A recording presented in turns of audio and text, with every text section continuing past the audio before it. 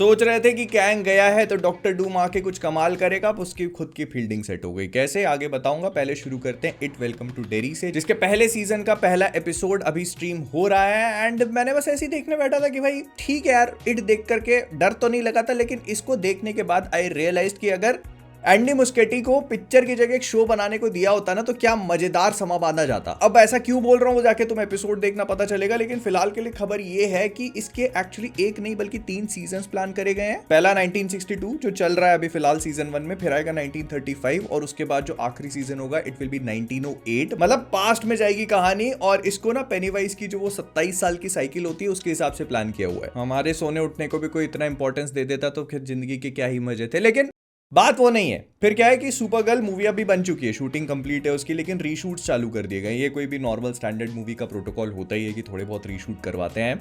तो डेविड कॉर्नस्वेट का जो सुपरमैन सूट रखा हुआ था ना WB के कोई एक बड़ी सी जगह पे जहां लोग आके उसको देखते थे, तो वहां से उसको हटा लिया गया और लिखा है कि अभी सुपरमैन का सूट जो है वो काम पे गया हुआ है। मूवी प्रमोट करने का तरीका थोड़ा कैजुअल जरूर है, लेकिन व्हाट इफ ये एक्चुअली सुपर गर्ल की रीशूट के लिए नहीं बल्कि जेम्स भाई ने अपने घर पे मंगवा लिया होगा रीशूट करने के लिए।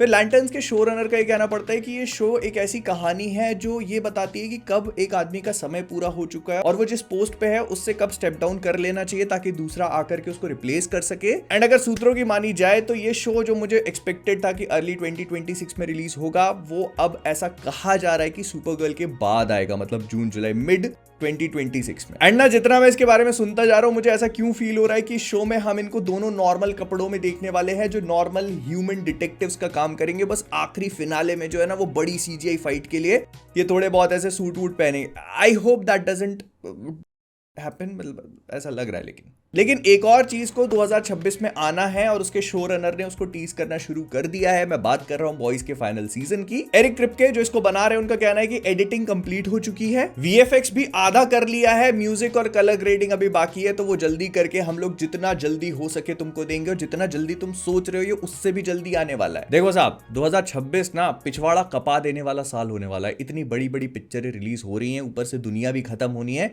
इतने बिजी स्केड्यूल में मेरे को पहले ही बता देना कि मैं इसको फिट कर पाऊं। फिर नेटफ्लिक्स पे जो वन पीस का लाइव एक्शन आता है उसके सीजन 2 की रिलीज डेट कंफर्म हो चुकी है 10 मार्च 2026। लेकिन इसके अलावा वन पीस का जो अगला आर्क है ना, इसका नाम है एल्बाफ आर्क। एल्बाफ, मैं गलत प्रोनाउंस कर रहा हूं मोस्ट लाइकली, लेकिन इसका पहला पोस्टर रिलीज कर दिया गया। ये 2026 में रिलीज होगा और इन लोगों ने अपने रिलीज शेड्यूल को भी थोड़ा चेंज करेंगे, मतलब 2 अलग अलग पार्ट्स में इसको रिलीज किया जाएगा और मैक्सिमम हमको 26 एपिसोड्स एक साल में देखने को मिलेंगे। फिर कैंग डायनेस्टी लिखने वाले माइकल वॉल्ट्रॉन का कहना पड़ता है कि कैंग डायनेस्टी मूवी के अंदर यंग एवेंजर्स एक कैंग के वेरिएंट को हराते और उसको हरा के बहुत खुश हो जाते। फिर इनको बाद में पता चलता क्योंकि अपने हाथ में कार्ड पकड़ के घूम रहा था कि ये उसका पहला दिन है एज कैंग, ये अभी अभी कैंग बना होता। आंकड़े को कुर्सी पे बैठे बैठे मरवा दिया, दूसरे को चींटियों से हरवा दिया, अब तीसरा जो नया होता उसको बच्चों से ही पिटवा। बच गए भाई, अपन बच गए। फिर कॉलिन फेरल जो पेंगुइन का रोल प्ले करते हैं उन्होंने रिसेंटली आकर के स्टेटमेंट दिया कि जो बैटमैन का सेकंड पार्ट है वो पेंगुइन शो के 2-3 महीने बाद की कहानी होगी और वहीं से, मतलब उससे डायरेक्टली कनेक्टेड होके वहीं से आगे बढ़ाई जाएगी। और फिर जो उन्होंने तारीफों के पुल बांधे हैं कि भाई क्या मास्टर वर्क है इसकी स्क्रिप्ट, रॉबर्ट पैटिंसन के बैटमैन की क्या जर्नी दिखाने वाले हैं, वो पूरी ऑडियंस को क्या जर्नी पे लेके जाने वाला है। It is so dense, it is extra ordinary, it is brilliant, it is amazing. Penguin का सीजन 2 कंफर्म समझ लूं मैं। फिर आज से एक नए सेगमेंट की शुरुआत करी जाए, साप्ताहिक वार्नर ब्रदर्स को बेचो सेगमेंट, क्योंकि वो खुद ही अपने आप को बिकवाने में लगे हुए हैं। दूसरी पार्टियां तो बस इंटरेस्ट दिखा रही हैं। अब देखो तुमको मैं क्रोनोलॉजी समझाता हूं पूरे इवेंट्स की। बेसिकली हुआ क्या कि वार्नर ब्रदर्स अपने आप को मतलब अपनी कंपनी को बेचने की कोशिश कर रहे हैं और कई सारी पार्टीज हैं जो इसमें इन्वॉल्व है। सबसे पहले पैरामाउंट आई, उन्होंने एक बिड लगाई जो कि वार्नर ब्रदर्स की औकात तो सही शब्द नहीं होगा, आस्किंग प्राइस से थोड़ा अच्छा ही था, लेकिन फिर भी उन्होंने बेचने से मना कर दिया। फिर इसके बाद बताया गया कि नेटफ्लिक्स भी इंटरेस्टेड है। नेटफ्लिक्स वाले जो है अब वो वार्नर ब्रदर्स की पूरी लाइब्रेरी, उनके फाइनेंसेस, हर एक चीज का एक्सेस मिल चुका है उनको और वो एक एक चीज को एग्जामिन कर रहे हैं। एंड ऐसा कहा जा रहा है कि वो जो HBO मैक्स की डिजिटल लाइब्रेरी है ना, उसमें नेटफ्लिक्स का ज्यादा इंटरेस्ट है। भाई पता चल रहा है स्ट्रेंजर थिंग्स का फिनाले वगैरह खत्म हुआ, 1 जनवरी को क्रेडिट्स रोल हो रहे हैं, उसके पीछे से जैक स्नाइडर चलते हुए आ रहे हैं अपनी जस्टिस लीग के 2nd और 3rd पार्ट को अनाउंस करने। लेकिन फिर वही होता है ना कि 2 लोग जैसे आपस में सलाह मशवरा कर रहे हैं कि भाई तू ले ले, तो फिर एक आता है दल। ये भी बोलना सही नहीं होगा। Middle man. तो अभी इस पूरी डील के बीच में एक मिडिल मैन की एंट्री हुई है, जिसका नाम मुझे नहीं लेना चाहिए, लेकिन वो डोनाल्ड ट्रम्प से राइम करता है। तो उनका ये कहना पड़ता है कि आपको अगर खरीदना है, मतलब अगर डील वील करनी है, आपको बेचना है, तो सिर्फ पैरामाउंट वालों को ही बिकवा सकते हो, क्योंकि हमारी उनसे अच्छी साठगांठ है, बाकी कोई डील हम होने नहीं देंगे, ऐसा सुनने को मिल रहा है। अब मुझे नहीं पता कि इस कहानी में कितने ट्विस्ट एंड टर्न्स बाकी हैं और आखिरी में किसके साथ ये लोग डील करेंगे, लेकिन एक बात तय है, अगर Warner Brothers are very smart about it, तो जो भी इस चीज को खरीदेगा वो इस पूरी कहानी पे अगर पिक्चर बना देना तो आधा तो वापस कर लेगा। खैर, ये सुनने को मिल रहा है कि जेरेड लेटो जो है मार्वल के साथ एक नए रोल को डिस्कस करने की बात कर रहे हैं। डरने की जरूरत नहीं है, मैंने बिस्तर लगा दिया, मार्वल वाले प्लीज आकर के आप यहाँ लेटो। फिर ये भी सुनने को मिला कि मार्वल जो है वो स्पाइडरमैन ब्रांड न्यू डे में शायद माइल्स मोरालेस की मदर रियो मोरालेस को दिखा सकता है। मतलब मोरालेस परिवार को सेटअप किया जा रहा है यहाँ पे, ताकि माइल्स को आगे जाकर फ्यूचर में इंक्लूड किया जा सके और फिर वो पासिंग द टॉर्च वाली चीज हो। मतलब ठीक है, जब होगा देखेंगे। फिर डीसी स्टूडियोज जो है उन्होंने सैल्वेशन वर्ड की एक पिक्चर को ट्रेडमार्क करवा लिया है। मतलब आगे जाकर भविष्य में हमको सैल्वेशन नाम की एक मूवी देखने को मिल सकती है। इसके आगे अगर जस्टिस लीग होगा उसको ट्रेडमार्क कराने की जरूरत नहीं है। तो आई एम जस्ट सेइंग, मतलब ऐसा हो सकता है, मतलब कहानी वहीं तो जा रही है। प्लस ऐसा बोला जा रहा है कि इस मूवी के एंड में हमको डार्क साइड का भी थोड़ा बहुत टीज दिखाया जाएगा। पहले पिक्चर बनी नहीं है, मतलब टीज वीज पहले, क्या देखने, मैं तो बैठा ही हूँ यार। फिर जॉनथन मेजर से किसी ने पूछ लिया कि क्या आप एमसीयू में रिटर्न कर सकते हो, तो बंदे ने कुछ कहा नहीं, बस छोटी सी मुस्कुराहट दी और बस ये बोल के निकल गए कि मल्टीवर्स है, एंडलेस पॉसिबिलिटीज हैं, तो देखो क्या कभी भी कुछ आ सकता है, कुछ हो सकता है। देखो, मैं इस पे बोलना तो बहुत कुछ चाहता हूँ, लेकिन बस इतना ही कहूंगा कि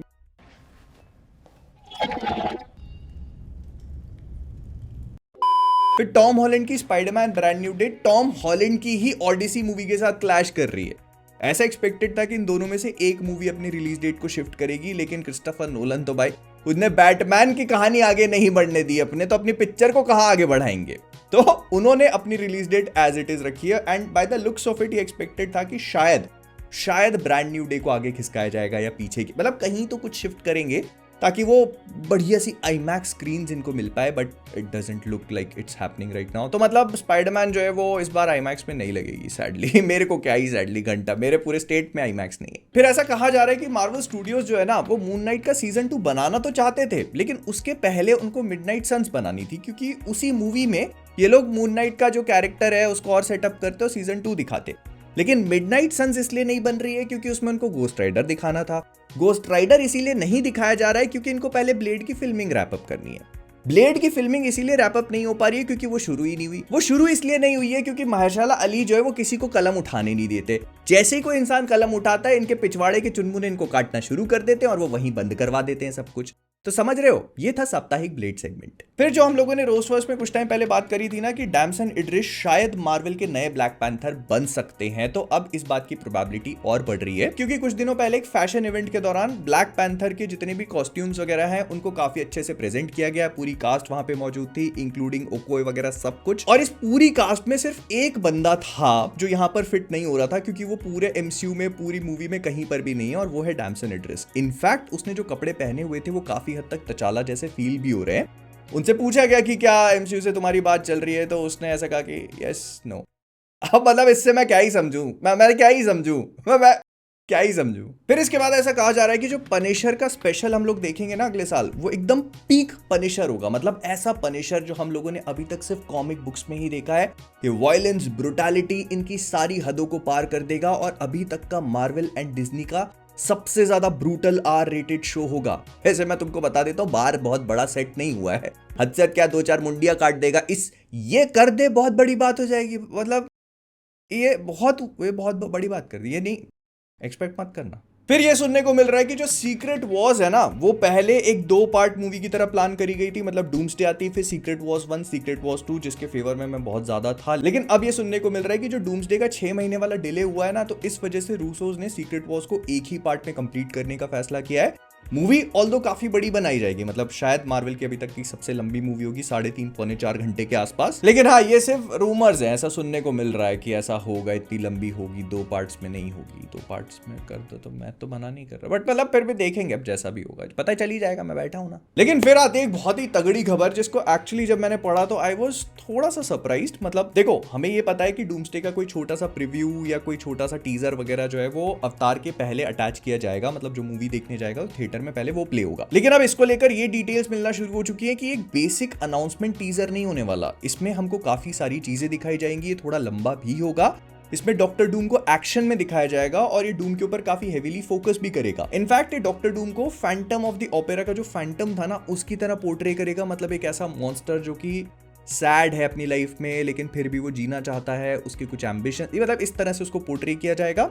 प्लस इसके ऊपर से ये भी दिखाएंगे कि डूम जो है वो अपने आर्मर को सिर्फ शॉक के लिए नहीं पहनता, उसकी बॉडी पूरी तरह से टूट चुकी है, वो ब्रोकन है और उसका आर्मर उसको जिंदा रहने में मदद कर रहा है। Now to be honest I actually like this idea very much और मैं इस पे और भी बात करूंगा, लेकिन इस वीडियो में मतलब ये तो कहानी न्यूज वगैरह सब इसमें अलग अलग करते हैं, मतलब क्या बोल रहा हूँ। चलो मिलता हूँ अगले वाले में, बाय, सब्सक्राइब, लाइक।